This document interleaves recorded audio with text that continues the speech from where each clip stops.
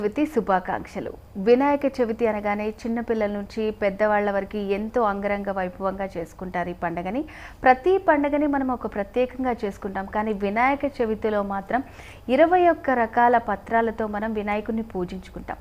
మరి ఆ పత్రాల వెనుక ఉన్న ఔషధ గుణాలేంటి, వాటి వల్ల ఉపయోగాలేంటి వంటి విషయాల గురించి తెలియజేయడానికి ఈరోజు మనతో పాటు ఉన్నారు డాక్టర్ పెద్ది రమాదేవి గారు, ప్రముఖ ఆయుర్వేద నిపుణులు. నమస్కారం అమ్మా. ఇప్పుడు వినాయక చవితి రోజు మనం పూజ చేసుకుంటూ ఉంటాం. ఇది ఎంతో ప్రత్యేకమైనదని మనం చెప్పుకున్నాము. మరి 21 రకాల ఆకులతో మనం పూజ చేస్తాము. ఎందుకని అసలు ఈ ఆకులతో ఎందుకు పూజిస్తాం మనం వినాయకుడిని? అయితే ప్రత్యేకంగా మనం వినాయక చవితి రోజు ఈ యొక్క ఏకవింశతి పత్రాలు అంటాం మనం. అంటే ఏంటి, 21 రకాలు. అంటే ఈ వినాయక చవితికి మనం ఈ విధంగా చేయడం అనేది చేస్తూ వస్తున్నాం మనం. అయితే దీన్ని మనం వాళ్ళు ఎందుకు పెట్టారు ఈ ఆకులు, మనం వీటితోటి ఎందుకు మనం పూజ చేయాలంటే, వాళ్ళు ఒక విధానాన్ని ఫస్ట్ నుంచి ఒక్కొక్క దేవుడికి కానీ ఒక్కొక్క పూజకి కానీ ఒక్కొక్క రకమైన విధానాన్ని వాళ్ళు పెట్టారు. కాబట్టి అందులో భాగంగా మనం ఈ యొక్క ఏకవింశతి పత్రాలు, అంటే కొన్ని పూజల్లో వాళ్ళు పూలని చేస్తూ ఉంటారు, కొన్ని పూజల్లో కొన్ని కాయల్ని తీసుకొచ్చి పూజలు చేస్తుంటారు, పళ్ళని పూజలు చేస్తుంటారు. అందులో ఈ యొక్క ఆకుల్ని ఎందుకు ఇవాళ మనం విశ్లేషణ చేస్తున్నామంటే, వాటిలో చాలా ప్రాధాన్యత ఉంది. ఎందుకంటే మన చుట్టూ కూడా చాలా రకాలైన వనమూలికలు ఉన్నాయి. ఆ వనమూలికల్ని మనం ఏ విధంగా మనం వాడుతున్నామని తెలవడం కోసానికి ఏదో ఆకు తీసుకొచ్చి, ఏదో క్రోటన్ మొక్క తీసుకొచ్చేసి ఏదో తీసుకొచ్చి పూజ చేయకుండా ఉండకుండా ఒక పద్ధతిగా, అంటే మనం వాడే వాటిని మనకు ఒక ఔషధ ద్రవ్యాల కింద కూడా గుర్తించి వాటిని మనం ఇవాళ మనం పూజ చేసుకోవడం అనేది చేస్తున్నాం. ఎందువల్ల అంటే శబ్ద స్పర్శ రూప రస గంధాలు అనేవి ప్రతి ఒక్క వస్తువు మీద ఉంటుంది. అంటే మనం తినే ఆహారం అవనండి, ఒక ఔషధం అవనండి, లేదా ఏదైనా ద్రవ్యం అవనండి, దానికి ఒకలాంటి వైబ్రేషన్ అనేది ఉంటుంది. అంటే ఏంటి, వాటిని వినడం ద్వారా మనం ఒకలాంటి బ్రెయిన్కి ఆహ్లాదాన్ని కలిగించుకుంటున్నాం, ఒక పాట కానీ ఏదైనా కానీ. అలాగే ఈ యొక్క ఔషధాలను కూడా, అంటే ఈ యొక్క ఏకవింశతి పత్రాలకు కూడా చాలా ప్రాధాన్యత ఉంది. అంటే వాటిని జస్ట్ మనం చూడడం ద్వారా కూడా మనకి ఒకలాంటి ఇమ్మర్షన్ జరుగుతుంది. అంటే ఇప్పుడు మనం ఆ కలర్ ఆఫ్ ది కంటెంట్ చూసినప్పుడు కూడా మనకి మానసికంగా మనకి మంచి జరుగుతుంది. అంటే ప్రతి ఒక్కదానికి ఒక ఇంపార్టెన్స్ ఉంది. అది అందులో ఈ ఏకవింశతి పత్రాలు అనే వాటికి, అంటే వాళ్ళు ఏం చేశారంటే కొన్ని ఫ్రూట్స్ నుంచి వచ్చే ఆకుల్ని కోసుకొచ్చారు, అంటే దానిమ్మ అలాంటివి. అలాగే కొన్ని ఫ్లవర్స్ నుంచి వచ్చే వాటిని కోసుకొచ్చారు, కొన్ని కాయల నుంచి వచ్చేవి, కొన్ని సుగంధ ద్రవ్యాలు కలిగిన ఆకుల్ని తీసుకొచ్చి పూజ చేశారు. కాబట్టి ఇవన్నీ కూడా ఒకలాంటి హెల్త్ బెనిఫిట్స్ కలిగేవి. ఎందుకంటే పూర్వం నుంచి కూడా సమిధులు అనేవి వాడేవాడు. 14 రకాలైన సమిధులు వాడారు. అంటే ఆ సమిధులు అంటే ఏంటి, ఒక యజ్ఞ యాగాలు చేయడానికి కానీ రకరకాలైన కార్యాలు చేయడానికి కానీ వాడేవాళ్ళు. అవన్నీ కూడా ఈ వటవృక్షాల నుంచి సేకరించినవి. అందులో వీటిని కూడా ఒక భాగంగా, అందులో కూడా ఒక 21 పత్రాల్లో ఒక భాగం కూడా పెట్టడం జరిగింది. మనము పూజించేటప్పుడు చాలా రకాల ఆకులు ఉన్నాయి ప్రకృతిలో మనకి పత్రాలు. మరి ఈ 21 పత్రాలలో అంటే అవి ఏ రకాలు ఉంటాయి, ఎన్ని రకాలు ఉంటాయి, ఏవేవి పూజిస్తాము, ఆ 21 రకాల పత్రాల గురించి వివరిస్తారా? ఇప్పుడు మనకి ఏకవింశతి పత్రాలు అంటే ముఖ్యంగా ఫస్ట్ వాళ్ళు ఒక శ్లోకం రూపంలో చెప్పడం జరిగింది. అయితే ప్రథమంగా ఏంటంటే మనకి మాచీపత్రం అని చెప్పారు. మాచీపత్రం అనేది ఏంటంటే దవనము అంటాం మనం. ఈ దవనం అంటే సుగంధ ద్రవ్యం. ఇది ఇందులో వచ్చేది ఈ యొక్క పత్రం ఏదైతే ఉందో దానికి మనకి మానసికంగా డిప్రెషన్ లాంటి సమస్యలు రాకుండా ఉండడానికి, జీర్ణ సమస్యలు రాకుండా ఉండడానికి, అలాగే కడుపులో ఇబ్బంది పెడుతూ ఉంటుంది కొంతమందికి, అలాంటి వాటికి మాచిపత్రం అనేది ఇస్తూ ఉంటాం మేము. అంటే నేను ఒక వైద్యురాలుగా వాటిని విశ్లేషించి చెప్తున్నాను. అంటే వీళ్ళు ఎందుకు పూజ చేస్తున్నారు అంటే, పూజ చేసిన దానికి బెనిఫిట్ ఏంటి అన్నది మనకు తెలవాలి కదా, ఏదో మనం వేగ్గా చేయలేం కదా, అలాగనమాట. నెక్స్ట్ వచ్చేసి బృహతి పత్రం. బృహతి పత్రం ఏంటంటే వాకుడు అంటాం మనం. వాకుడు అంటే దీన్ని మేము గోక్షర అని ఆయుర్వేదంలో చెప్తాము. అది సోలనేసే ఫ్యామిలీ. అంటే ఇక్కడ కొన్ని ప్రత్యేకంగా తీసుకోవడానికి ఒక అర్థం ఏంటంటే, ఈ కాలంలో వచ్చే జలుబు, దగ్గులు, ఆయాసాలు ఇలాంటివి కూడా తగ్గించడానికి ఈ బృహతి పత్రం అనేది ఉపయోగపడుతుంది. చాలా ఇందులో చెప్పే ఈ లిస్ట్ ఆఫ్ డ్రగ్స్ 21 ఉన్నాయో అందులో ఆల్మోస్ట్ ఒక 30 to 40% రెస్పిరేటరీ ప్రాబ్లమ్స్ తగ్గించడానికి హెల్ప్ చేస్తున్నాయి. నెక్స్ట్ వచ్చేసి బిల్వపత్రం. ఈ బిల్వపత్రం ఏంటంటే సమూలాన్ని మేము ఔషధంగా ఇస్తూ ఉంటాం. అంటే దీన్ని మారేడం అంటూ ఉంటాము, దీని ఆకుల్ని డయాబెటీస్కి ఇస్తూ ఉంటాము, దీని పళ్ళని డయేరియా సమస్యలకి ఇస్తూ ఉంటాము. అంటే పచ్చి కాయలను కూడా బిల్వ ఫలము అంటాం కదా. సో వీటిని ఈ విధంగా మనం పౌడర్గా చేసి కానీ లేకపోతే కషాయంగా చేసి కానీ వేళ్ళను కూడా ఈ బిల్వం యొక్క సమూలాన్ని అంటే చెట్లు, బెరడు, ఆకులు, పళ్ళు అన్ని సమస్తం వాడతాం. ఇది ఎక్కువ ఎట్లండి యాంటీ ఇన్ఫ్లమేటరీ. ఈ మధ్య పరిశోధనల ద్వారా తెలిసింది ఏంటంటే బిల్వలో highest amount of antioxidants ఉంటాయి, యాంటీ ఇన్ఫ్లమేటరీ ప్రాపర్టీస్ ఉంటాయి, యాంటీ క్యాన్సరస్ ప్రాపర్టీస్ ఉంటాయి. సో ఈ విధంగా బిల్వం అనేది మనం పూజ చేయడమే కానీ దాని ద్రవ్యాన్ని తెలుసుకోవడం కూడా తప్పనిసరి మనకి. ఎందుకంటే రోజువారీ దొరికే ఔషధము, ఆహారం కాబట్టి మనం ఏదైనా అవసరానికి దాన్ని తినడం ద్వారా, వాడడం ద్వారా ఏ విధమైన ఇబ్బంది ఉండదు. నెక్స్ట్ వచ్చేసి మనకి దూర్వాయుగ్మం అంటాం. దూర్వాయుగ్మం అంటే మనకి గరిక అంటాం. మనం ఈ గరికని మనం ఔషధంగా ఎందుకు వాడుతున్నాం అంటే దానికి వేరే స్పిరిచువల్ ప్రాపర్టీస్ వేరే ఉన్నప్పటికీ కూడా ఈ గరికలో ఏంటంటే స్కిన్ సంబంధమైన సమస్యలకి, ముఖ్యంగా చర్మ వ్యాధులు తగ్గించడానికి, అలాగే శరీరంలో వేడి తగ్గించడానికి, జ్వరం తగ్గించడానికి, కొన్నిసార్లు వీళ్ళకి మైల్డ్గా కాఫ్, కోల్డ్ వస్తున్నప్పుడు కూడా ఈ గరికని మేము ఔషధంగా ఇస్తాం. ముఖ్యంగా ఏంటంటే కొన్ని రకాలైన చర్మ వ్యాధులకి దీన్ని పూర్వం నుంచి ఇస్తూ వస్తున్నారు. నెక్స్ట్ వచ్చేసి ఏంటంటే దత్తుర పత్రం. ఈ దత్తుర పత్రం ఏంటంటే చాలా అంటే నో డౌట్ ఇది ఒక పాయిజనస్ ప్రాపర్టీస్ అధికంగా ఉన్నప్పటికీ కూడా ఈ దత్తురని ఈవెన్ ఆధునిక వైద్యంలో కూడా దీన్ని ఔషధంగా కొన్ని సంవత్సరాల నుంచి కూడా కనుక్కున్నారు. కానీ ఏంటంటే దీంట్లో పాయిజనస్ ప్రాపర్టీస్ ఉన్నాయి కాబట్టి దీనిని కొంచెం జాగ్రత్తగా వాడడం అనేది చేస్తున్నాం. అయితే దీనిని ముఖ్యంగా ఏంటంటే మేము ఆయుర్వేదంలో కనకాసం అనే ఔషధంలో ఇస్తూ ఉంటాం. ముఖ్యంగా ఈ అస్తమా సమస్యలు ఉన్న వాళ్ళకి, రెస్పిరేటరీ ప్రాబ్లమ్స్ ఉన్న వాళ్ళకి, దగ్గు, ఆయాసం ఉన్న వాళ్ళకి ఈ దత్తురని ఔషధంగా ఇస్తుంటాం. ఇదే కాకుండా ఇంకొకటి బదరీ ఫలం అనేది, అయితే రేగు గురించి చాలామందికి తెలియదు. మనం ఏదో రేగుకాయలే కదా అనుకుంటాం, కానీ ఇప్పుడు ప్రపంచవ్యాప్తంగా కూడా రేగు పళ్ళల్లో అత్యంత అమౌంట్ ఆఫ్ యాంటీ ఆక్సిడెంట్స్ ఉన్నట్టు, highest amount of anti inflammatory properties రేగులో కూడా ఉన్నాయి. మనం ఏం చేస్తామంటే భోజనం తర్వాత 2 రేగుపళ్ళు తినండి అంటూ ఉంటాం. ఎందుకంటే జీర్ణ వ్యవస్థని ఫాస్టింగ్ చేయడానికి, ఇంటెస్టైన్స్ లో ఉండే ఏదైతే మ్యూకస్ ఏదైతే ఉంటుందో, ఇంటర్నల్ ఫ్లోరా ఏదైతే ఉంటుందో అది పోకుండా ఉండడానికి, డైజెస్టివ్ సమస్యలు తగ్గడానికి ఇస్తూ ఉంటాం. అయితే ఈ ఆకుల్ని ఏం చేస్తామంటే మేము కషాయంగా కాచి కడుపులో అజీర్ణ సమస్యలు తగ్గించడానికి, అలాగే జుట్టు ఊడిపోకుండా ఉండడానికి, తలస్నానం చేసేటప్పుడు కుంకుడుకాయ రసంలో రేగు ఆకులు వేసి తలస్నానం చేయడం అనేది కూడా చేస్తూ వస్తున్నాం. అంటే ప్రతి ఒక్కదానికి ఒక మెడిసినల్ ప్రాపర్టీస్ ఉంటాయి. అయితే దాన్ని ఎలా వాడాలి ఏంటి అనేది చాలామందికి తెలియక కన్ఫ్యూజ్ అవుతూ ఉంటారు. నెక్స్ట్ వచ్చేసి అపామార్గని ఆయుర్వేదంలో అద్భుతం. అంటే దీనిని మన శాస్త్రాల్లో కానీ లేదా వేరే రకంగా అయితే శత్రు నివారణ కిందను, ఆయుర్వేదంలో అయితే దీన్ని ఒక అద్భుతమైన ఔషధంగా చెప్పారు. అయితే దీన్ని కూడా రెస్పిరేటరీ ప్రాబ్లమ్స్, ఇన్ఫర్టిలిటీ ప్రాబ్లమ్స్, ముఖ్యంగా ఏంటంటే దీన్ని అపామార్గ క్షారము అని తయారు చేస్తాం. అపామార్గ క్షారము జలుబు, దగ్గు, ఆయాసము, సైనసైటిస్ లాంటి సమస్యలకి చాలా అద్భుతంగా పనిచేస్తుంది. డైజెస్టివ్ ప్రాబ్లమ్స్కి చాలా బాగా పనిచేస్తుంది. కొన్ని అల్సర్స్ లాంటివి ఉంటాయి బాడీలో, ఇంటెస్టైన్స్లోను, లేకపోతే గ్యాస్ట్రిక్ ప్రాబ్లమ్స్, గ్యాస్ట్రో ఇంటెస్టైనల్ ట్రాక్ట్లోను, అప్పుడు కూడా ఇది బాగా పనిచేస్తుంది. నెక్స్ట్ వచ్చేసి తులసి మనం చెప్పక్కర్లేదు, ప్రతిరోజు మన ఇంట్లో ప్రతి వాళ్ళ ఇంట్లో తులసి ఉంటుంది. అయితే తులసిలో జలుబు, దగ్గు, ఆయాసం, అంటే ఆయాసానికంటే ముఖ్యంగా జలుబులు తగ్గించడానికి, చంటి పిల్లలకి జలుబు చేసిందనుకోండి తులసి స్వరసం అంటాం మేము.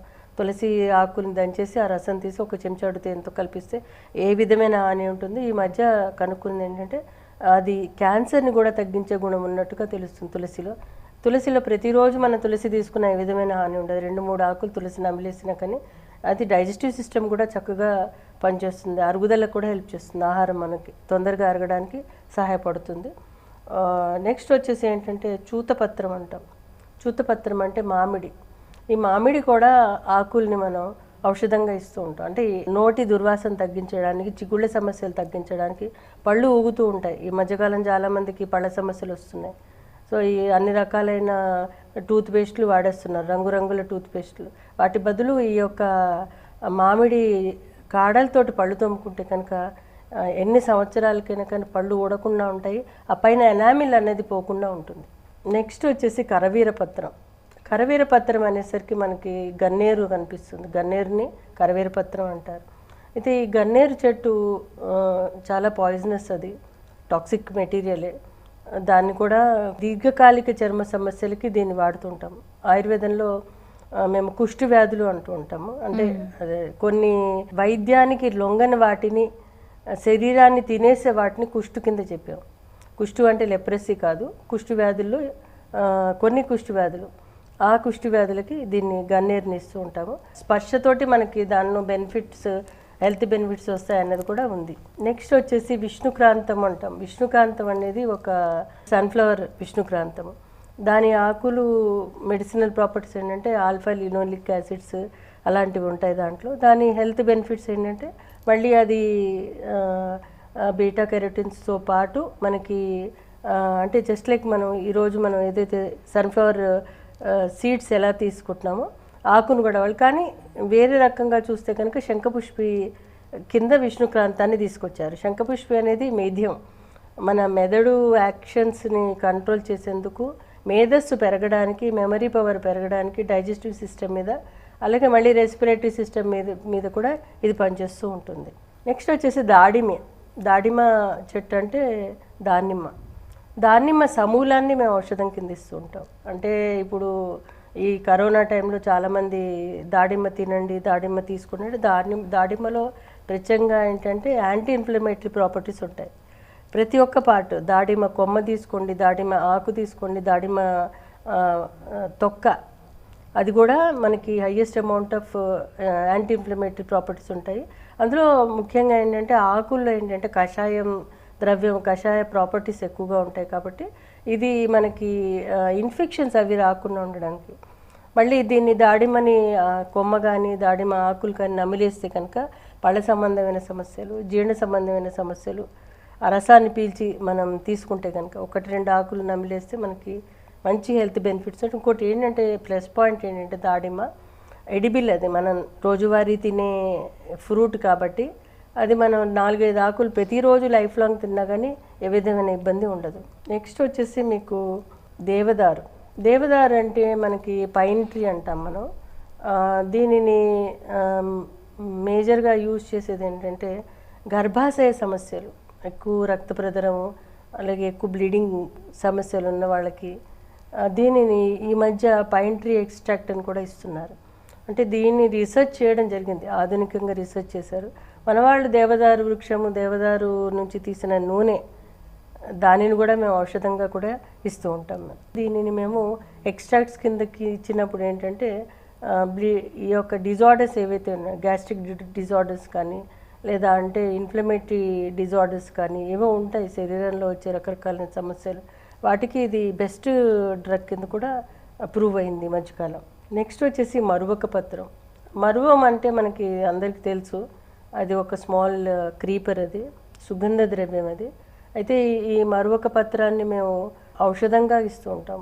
మరువక పత్రాన్ని ఏంటంటే ఇవాళ అరోమాటిక్ ఎక్స్ట్రాక్ట్స్, పూర్వమే మన వాళ్ళు డిస్టిలేషన్ ద్వారా ఈ యొక్క ఎక్స్ట్రాక్ట్స్ ప్లాంట్స్ నుంచి తీసి ఇచ్చేవాళ్ళు.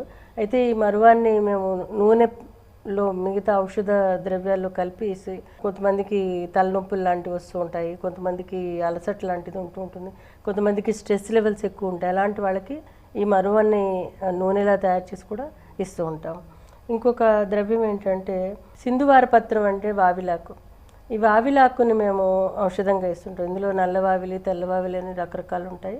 ఊళ్ళలో ఏం చేస్తారంటే ఒళ్ళు నొప్పులు వచ్చినప్పుడు, అలాగే మోకాళ్ళ నొప్పులు వచ్చినప్పుడు వావిలాకుని అక్కడ పట్టు కింద కట్టడమా, లేదా అంటే సూతికలు అంటాం, అంటే అప్పుడే డెలివరీ అయిన వాళ్ళకి వేడి నీళ్ళలో వావిలాకులు వేసి స్నానం చేస్తుంటారు. అంటే దీంట్లో గుణం ఏంటంటే ఎనాల్జెసిక్ ఎఫెక్ట్, అంటే పెయిన్ కిల్లర్ లాగా పనిచేస్తుంది అనమాట, ఎక్స్టర్నల్ పెయిన్ కిల్లర్.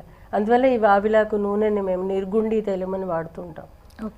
ఈ తైలాన్ని ఎక్స్టర్నల్గా ఇవ్వడం అనేది చేస్తూ వస్తున్నాం. ఇంకొకటి వచ్చేసి జాజీ పత్రానికి ఇంకా తిరుగులేదు.